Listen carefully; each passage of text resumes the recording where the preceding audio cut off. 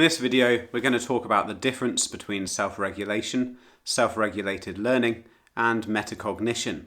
These terms have been used synonymously, interchangeably, and the definitions have become somewhat ambiguous and muddied over the decades. Perhaps the reason for this is because all three ideas call on student reflection about how to improve the learning process in total or in one aspect of it, and all three ideas are usefully structured in terms of planning, monitoring, evaluating, and regulating. So they do have these things in common, and all of them, of course, are about shifting the onus of responsibility for improvement onto students and getting them to do the things that teachers cannot do for them. But they are quite distinct. Let me explain why.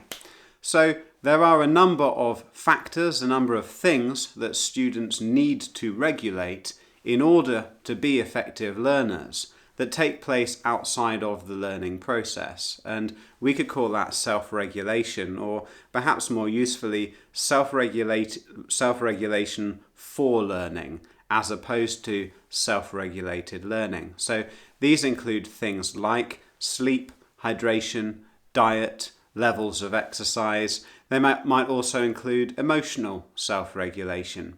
Some of your students might be in your lessons and they might have brilliant self-regulated learning behaviours and skills. They might have brilliant metacognitive skills and know how to do metacognition, but if they're not self-regulating these other factors for the learning process, they won't be able to succeed in your lessons. To take a simple example, let's say you've got little Billy in your lesson and he is unable to concentrate, and you get him reflecting on why exactly he struggles to concentrate, and he realizes that it's because he's not getting enough sleep.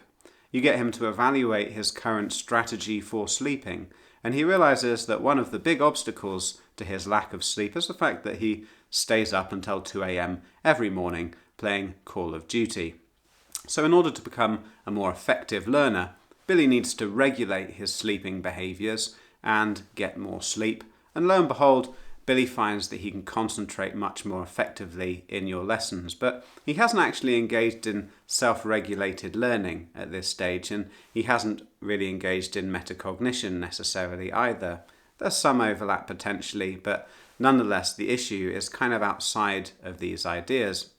To take the example a bit further, Billy might decide that although his concentration's improved, there are other things he can do to improve his concentration over time. He decides to start using brain training apps, and he decides to start meditating for 20 minutes every morning so that he practices his capacity for concentration and his ability to concentrate develops over time. But this self-regulation process he's engaging in is really not one of learning. He's not learning anything in this process, and so we can't say that it is self-regulated learning. What then is self-regulated learning in itself? Self-regulated learning refers to the strategies and approaches people use to learn.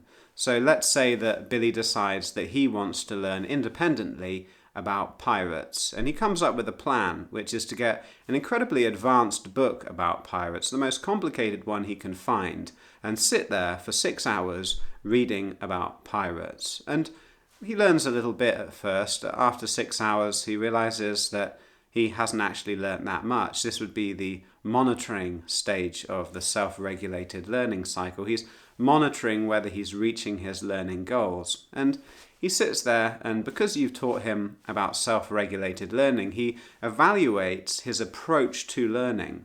He evaluates the strategies he's using to learn, and he realizes that there are some crucial shortcomings. Firstly, after about half an hour, his ability to absorb information wasn't really very good. He needs to take more breaks.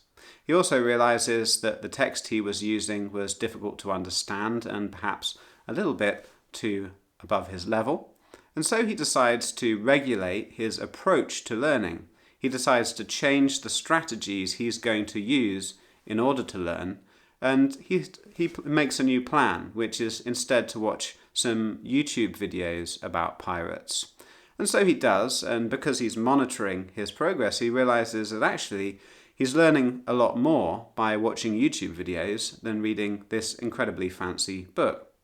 But because you've taught him about the self-regulated learning cycle, he then starts to evaluate this as well. Even though it's improved, how could he improve it further? And he realizes that he considers that maybe if he takes notes, he will remember even more of what he's learned. And so next time he finds some new videos and he makes full sentence notes, really good looking, and he comes in and he shows you, because he wants your approval as a teacher, look at these amazing notes I've taken, and of course you praise him for his hard work, but because you want to encourage self-regulated learning, you ask him a question which helps him to monitor his progress. You say, "That's amazing, Billy, but did taking that kind of note actually help you to learn more than just watching it?" And Billy might find that actually taking notes didn't help at all. They might make nice looking notes, but they might not have actually helped him to learn, which is the goal, because he was so focused on taking notes that he wasn't actually listening very intently. You might ask Billy if there's a way of taking notes that is more effective than full sentences. You might teach him about mind mapping skills, and therefore he can evaluate the strengths and weaknesses of his previous approach, try a new approach, and you can see over time how Billy becomes a more effective learner through self-regulated learning. And this is something clearly very independent from this self-regulation of other factors that underpin learning. What then is metacognition? We've spoken about self-regulation, we've spoken about self-regulated learning. Metacognition is the planning, monitoring, evaluating and regulating of thought processes, of what one is actually doing with one's thinking, with one's mind, whilst one is engaging with the learning strategies. So two students might be using exactly the same learning strategies. They might both be using self-regulated learning to improve those strategies, but if they're not paying attention to what they're actually doing with their minds as they engage with those learning strategies, they might not be learning as effectively as they could be. So each of these different aspects of learning raises different questions, and we can ask different reflection questions. In doing so, perhaps it will help you to understand the distinction between them.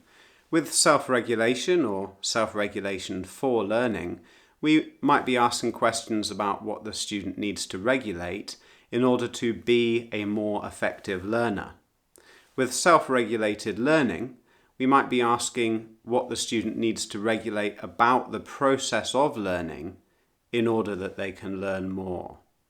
And with metacognition, we're asking the student what they need to change, what they need to regulate about the way they're thinking in order to get the most out of those activities. So there really are three quite distinct areas of pedagogy, and students can struggle in different ways. So we need to be working on all three of them.